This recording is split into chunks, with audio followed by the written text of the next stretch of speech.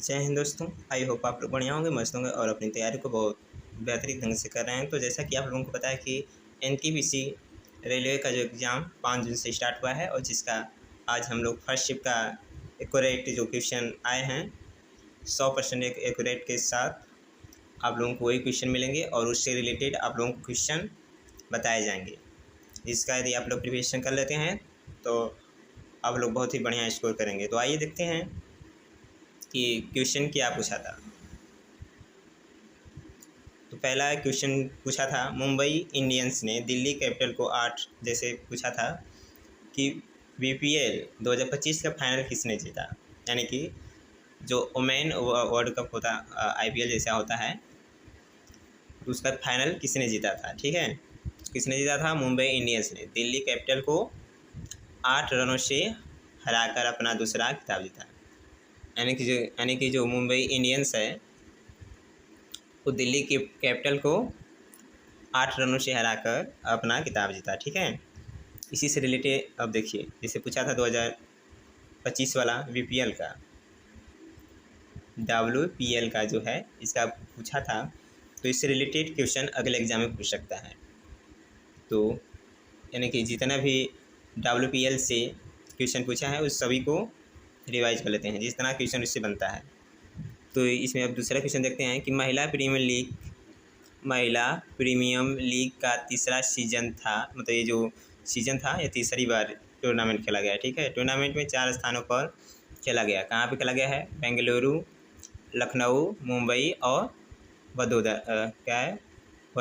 है। ठीक है, इस तरह से WPL 2025 का फाइनल मैच किस स्टेडियम में खेला गया है? मुंबई के ब्रेबोर्न स्टेडियम में खेला गया है। ठीक है, इतना याद रखिएगा। ठीक है, आगे देखते हैं क्या क्वेश्चन पूछा था इससे रिलेटेड और देखते हैं 2025 महिला प्रीमियर लीग से रिलेटेड क्वेश्चन। तो 21 तारीख से 21 तारीख के बीच हुआ था, इसके बारे में देख लेते हैं। तो यह हुआ था 14 फरवरी से, कब से हुआ था? 14 फरवरी से 15 मार्च के बीच में हुआ था। ठीक है, इतना आप लोग याद रखिए। और ये किसके द्वारा हुआ था? भारतीय क्रिकेट बोर्ड द्वारा। ठीक है, क्रिकेट के प्रारूप क्या है? ये 2020 मैच था। ठीक है, जैसे IPL हुआ था इसी तरह से ये है। टूर्नामेंट प्रारूप डबल राउंड रॉबिन और प्ले ऑफ।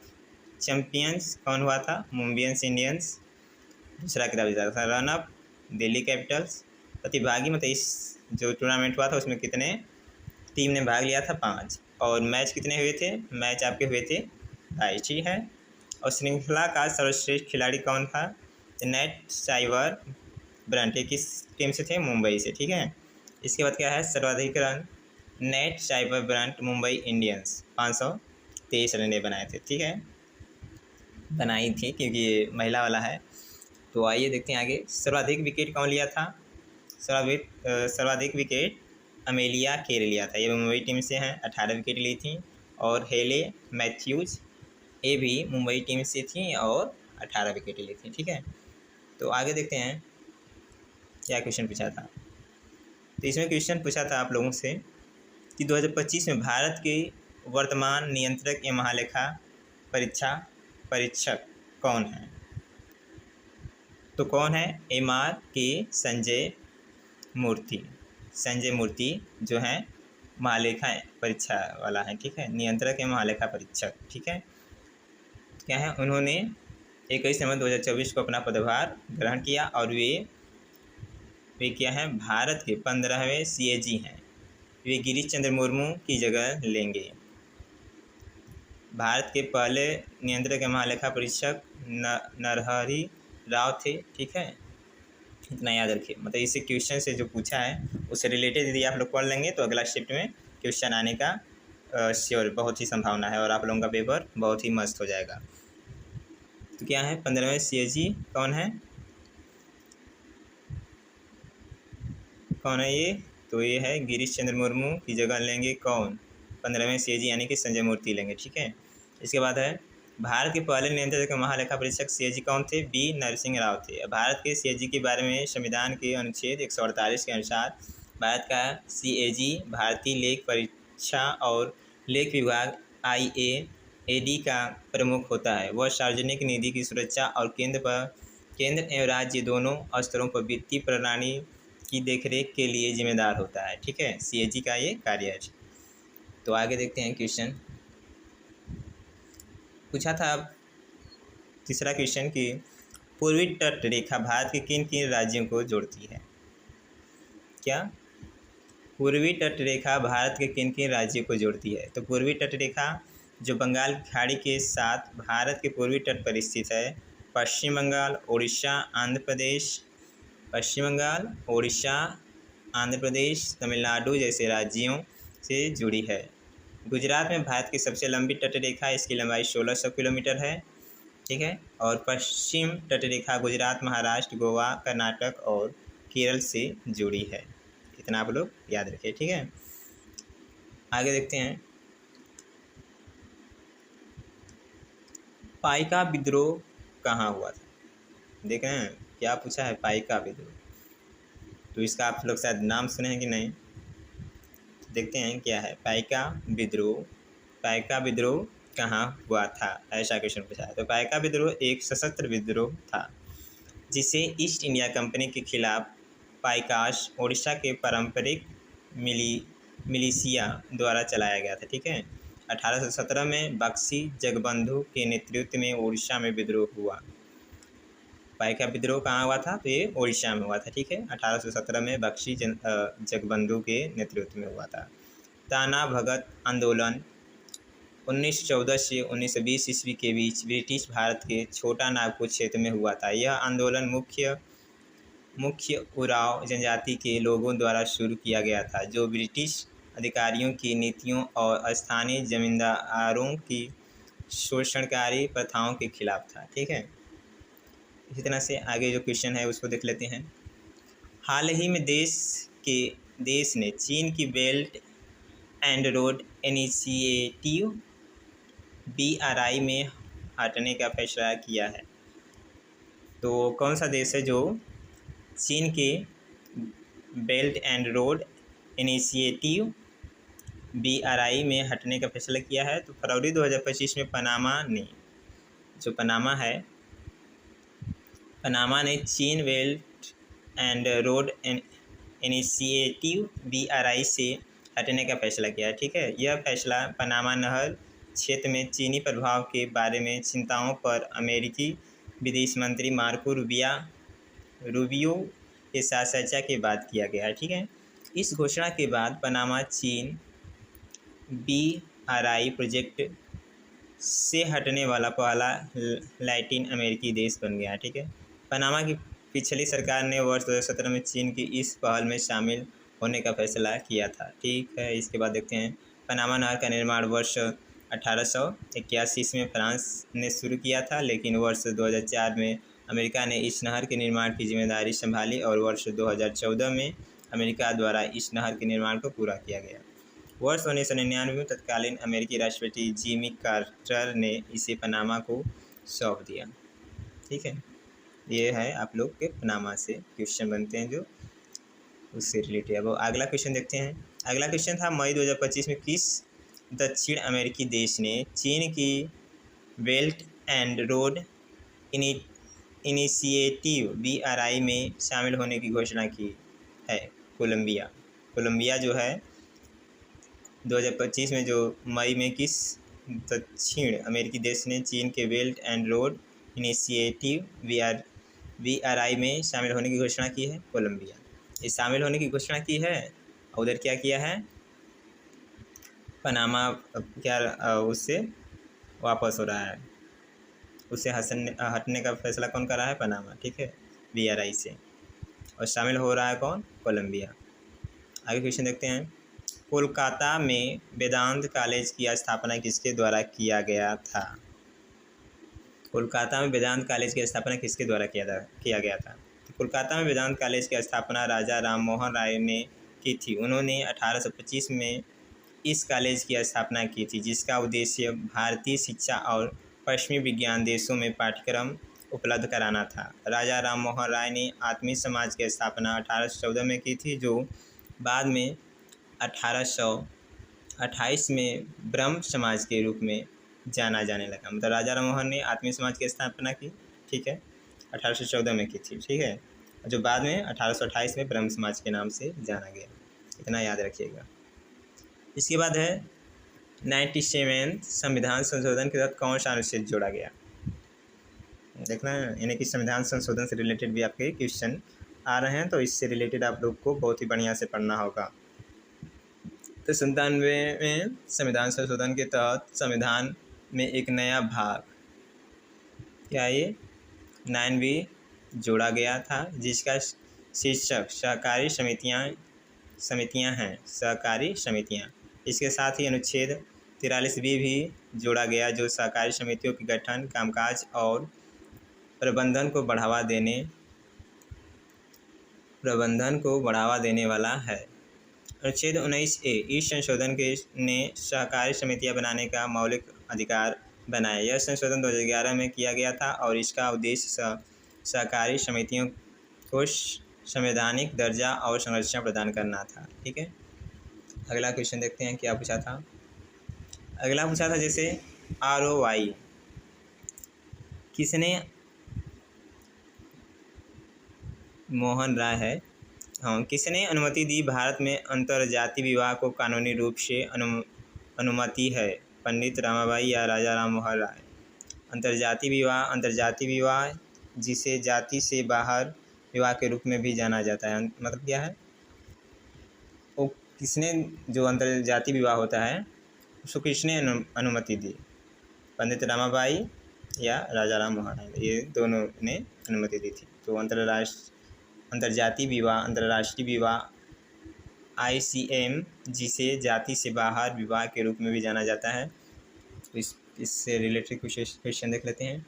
इसमें दिया है, भारत में अंतरजातीय विवाह को कानूनी रूप से अनुमति देने के लिए सबसे महत्वपूर्ण प्रयास राजा राम मोहन राय ने किए थे। वे सती प्रथा, बहुविवाह और बाल विवाह के खिलाफ थे और वे अंतरजातीय विवाह, महिला विवाह और विधवा पुनर्विवाह के प्रबल समर्थक थे। पंडित रमाबाई भी एक महान सुधारक थी, लेकिन उन्होंने मुख्य रूप से महिलाओं के अधिकारों और शिक्षा के लिए काम किया। ठीक है, अब इसके बाद अगला क्वेश्चन क्या है पूछा था, इनमें से कौन सा रासायनिक अभिक्रिया का उदाहरण है। दूध से दही का बनना, लोहे पर जंग लगना, मोमबत्ती का जलना, भोजन का पाचन, पौधों का प्रकाश संश्लेषण, किण्वित अंगूर। तो लकड़ी का जलना दहन नामक रासायनिक परिवर्तन है। रासायनिक अभिक्रिया का उदाहरण है। दूध से दही बनना, ये भौतिक परिवर्तन, ये भी रासायनिक परिवर्तन है। लोहे का जंग लगना, ये भी रासायनिक परिवर्तन है। मोमबत्ती का जलना, ये भी रासायनिक परिवर्तन है। भोजन का पाचन, ये भी रासायनिक परिवर्तन। पौधों का प्रकाश संश्लेषण रासायनिक परिवर्तन है। किण्वन अंगूर, ये भी रासायनिक परिवर्तन है। लकड़ी का जलना दहन नामक का रासायनिक अभिक्रिया का उदाहरण है, जो एक ऊष्माक्षेपी प्रक्रिया है। ये सब क्या है, ये रासायनिक परिवर्तन है। ठीक है, इसके बाद क्या है, इसमें कौन सा कंप्यूटर के CPU का भाग नहीं है। सेंट्रल प्रोसेसिंग यूनिट, CPU का फुल फॉर्म है। इसे कंप्यूटर क्या कहा जाता है, कंप्यूटर का ब्रेन कहा जाता है। CPU को 3 मुख्य घटकों ALU, CU और रजिस्टर में विभाजित किया गया है। ठीक है, इसको क्या किया गया है, 3 भागों में विभाजित किया गया, ALU, CU और रजिस्ट्रेशन में विभाजित किया गया है। माउस कंप्यूटर के CPU का हिस्सा नहीं है। ठीक है, इसके बाद क्या पूछा था, भारत में निम्नलिखित में से कौन सा शहर 24 डिग्री के ऊपर है। क्या पूछा था, भारत में निम्नलिखित में से कौन सा शहर 24 डिग्री के ऊपर है, 24 डिग्री अक्षांश पर। ठीक है, 24 डिग्री के ऊपर अक्षांश पर क्या पूछा है, निम्नलिखित में कौन सा शहर के बारे में पूछा है। तो कौन सा पूछा है, भारत में कई शहर 24 डिग्री ऊपर अक्षांश पर स्थित हैं। 24 डिग्री उत्तरी अक्षांश से ऊपर के कुछ महत्वपूर्ण शहर इस प्रकार हैं। राजधानी दिल्ली 28.61 डिग्री नॉर्थ यानी उत्तर में। Madhya Pradesh Bhopal 23.22 degree north. Uttar Pradesh Lucknow 26.85 degree ये भी नॉर्थ। और राजस्थान जयपुर 27.01 डिग्री नॉर्थ। ये सब है, कौन सा है, दिल्ली, भोपाल, लखनऊ और जयपुर। ये सब क्या है, शहर जो हैं 24 डिग्री से ऊपर स्थित हैं। इसमें क्या है, अब अगला क्वेश्चन देखते हैं क्या पूछा था। दक्षिण भारत के मंदिरों में पाए जाने वाले सीढ़ी जैसी आकृति या अलंकृत प्रवेश द्वार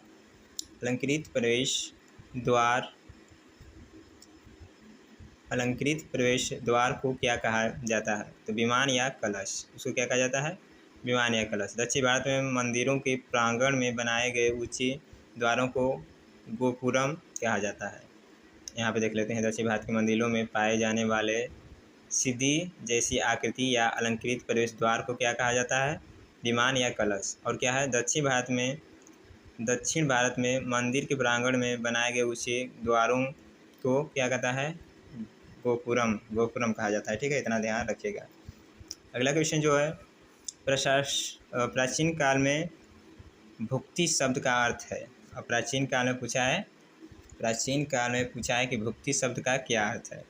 तो प्रशासनिक प्रभाग गुप्त साम्राज्य में भुक्ति का अर्थ एक राज्य या प्रांत था।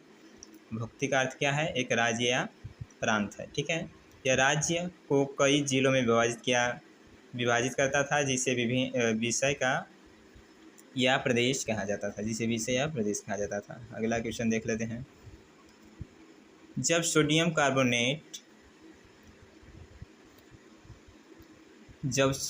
कार्बोनेट और अमोनिया क्लोराइड को मिलाया जाता है तो हाइड्रोलिसिस के बाद किस में थोड़ा एसिड मिलता है? तो देख लेते हैं। अमोनिया क्लोराइड NH4Cl थोड़ा अम्लीय होता है, क्योंकि अमोनिया आयन NH4+ पानी के साथ अभिक्रिया करता है और हाइड्रोजन आयन H+ को जारी करता है। यह प्रक्रिया अमोनिया क्लोराइड को थोड़ा अम्लीय बना देती है। ठीक है, इतना पढ़ लीजिए। इसके बाद अगला देखते हैं क्या पूछा था। The primary purpose of virtual memory is. तो वर्चुअल मेमोरी का प्राइमरी पर्पज क्या है? ऐसा क्वेश्चन पूछा था, तो इसके बारे में देख लेते हैं। तो वर्चुअल मेमोरी का प्राथमिक उद्देश्य कंप्यूटर को रम में भौतिक रूप से उपलब्ध मेमोरी से अधिक मेमोरी का उपयोग करने में सक्षम बनाता है। ठीक है, वर्चुअल मेमोरी तो क्या करता है? वर्चुअल मेमोरी का प्राथमिक उद्देश्य क्या है? उद्देश्य कंप्यूटर को रम में भौतिक रूप से उपलब्ध मेमोरी में अधिक मेमोरी का उपयोग करने में सक्षम बनाता है। आगे देखते हैं क्या है। वर्तमान में झारखंड में किस पार्टी की सरकार है? ये पूछा है।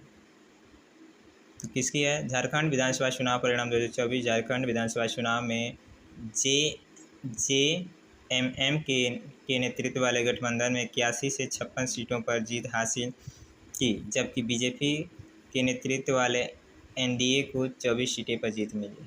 तो किसकी सरकार है? JMM ने एम की। ठीक है, JMM की सरकार वहाँ पे है। कहाँ? झारखंड में। अगला क्वेश्चन देखते हैं। भारत में बेरोजगारी की दर कितनी है? तो देख लेते हैं। अप्रैल 2025 में जारी किए गए पहले मासिक सर्वेक्षण के आंकड़ों के आधार पर भारत में नवीनतम मासिक बेरोजगारी दर 5.1 है। नवीनतम आवधिक श्रम तो कितना है? 5.1, उसको याद रखिएगा। नवीनतम आवधिक श्रम बल सर्वेक्षण PLFS पीरियोडिक लेबर फेस सर्वे जो है PLFS के अनुसार भारत में बेरोजगारी दर 2023 से 24 में घटकर 3.2% हो गई है। तो पहले कितना बेरोजगारी दर? 5.1 है, मासिक सर्वेक्षण आंकड़ों के आधार पर। ठीक है, मासिक सर्वेक्षण आंकड़ों के आधार पर है वो। और ये क्या है? पीरियोडिक लेबर फोर्स सर्वे के अनुसार है 3.2। ये कितना है? 23 से 24 में घटकर हुई थी। ठीक है, इसके बाद क्या है क्वेश्चन। नवंबर 2024 में डेयरी मिशन के तहत हर साल नवंबर महीने में कौन सा दिवस मनाया जाता है? तो क्या है? नवंबर 2024 में डेयरी मिशन के तहत हर साल नवंबर महीने में कौन सा दिवस मनाया जाता है? तो देख लेते हैं कौन सा दिवस मनाया जाता है। हर साल 26 नवंबर को राष्ट्रीय दूध दिवस के रूप में मनाया जाता है। 26 नवंबर को क्या मनाया जाता है? राष्ट्रीय दूध दिवस के रूप में मनाया जाता है, नेशनल मिल्क डे। ठीक है, 26 नवंबर को। डेयरी के हिसाब से दिया है। तो नवंबर 2024 में डेयरी मिशन के तहत हर साल नवंबर महीने में कौन सा दिवस मनाया जाता है? तो 26 नवंबर को राष्ट्रीय दूध दिवस मनाया जाता है। अगला क्वेश्चन देख लेते हैं। लैंगिक असमानता सूचकांक जेंडर इनइक्वालिटी इंडेक्स 2025 में भारत कौन से स्थान पर रहा है? तो संयुक्त राष्ट्र विकास कार्यक्रम UNDP द्वारा जारी मानव विकास रिपोर्ट 2025 के अनुसार भारत का लैंगिक असमानता सूचकांक GL में 102वां स्थान है। इसका मतलब है कि लैंगिक असमानता के मामले में भारत 102वें स्थान पर है और 193 देशों में से। अब देखिए हमारा जो देश है जेंडर इनइक्वालिटी इंडेक्स में कौन स्थान पर भैया? 102वां स्थान है। कुल 193 देशों में जो राष्ट्रीय कार्यक्रम हुआ था UNDP द्वारा रिपोर्ट जारी की गई थी, 193 देशों में हमारा जो देश है 102वें स्थान में। मतलब इसमें लैंगिक असमानताएँ बहुत हैं। मानव विकास रिपोर्ट 2025 में भारत का मानव विकास सूचकांक HDI 0.685 है और यह 193 देशों में 130वें स्थान पर है मानव विकास सूचकांक में। चलिए अगला क्वेश्चन देखते हैं। 2025 जलवायु परिवर्तन प्रदर्शन सूचकांक CPI में कितने देशों को शामिल किया गया? 2025 जलवायु परिवर्तन प्रदर्शन सूचकांक CPI 63 देशों और यूरोपीय संघ EU के जलवायु संरक्षण प्रदर्शन का आकलन करता है। ये 64 संस्थाएं सामूहिक रूप से वैश्विक ग्रीन हाउस गैस GHG उत्सर्जन के 90% से अधिक के लिए जिम्मेदार हैं, जिससे ये सूचकांक का केंद्र बन गए हैं।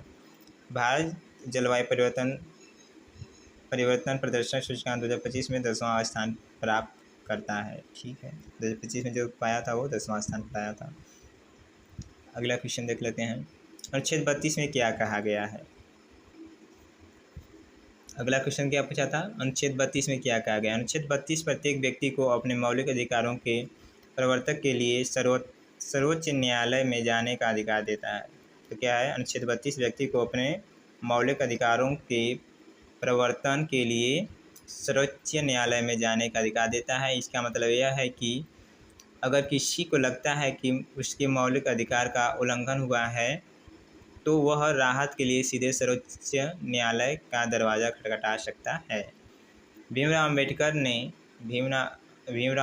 ने आर्टिकल 32 को संविधान की आत्मा कहा है। तो क्या है अनुच्छेद 32 में क्या कहा गया है, इसके बारे में देख लेना है। और क्या है ये भीमराव अम्बेडकर जो कहे हैं, ये आर्टिकल 32 को यानी कि अनुच्छेद 32 को संविधान का आत्मा बोला है। ठीक है, तो अगला क्वेश्चन देख लेते हैं क्या पूछा था।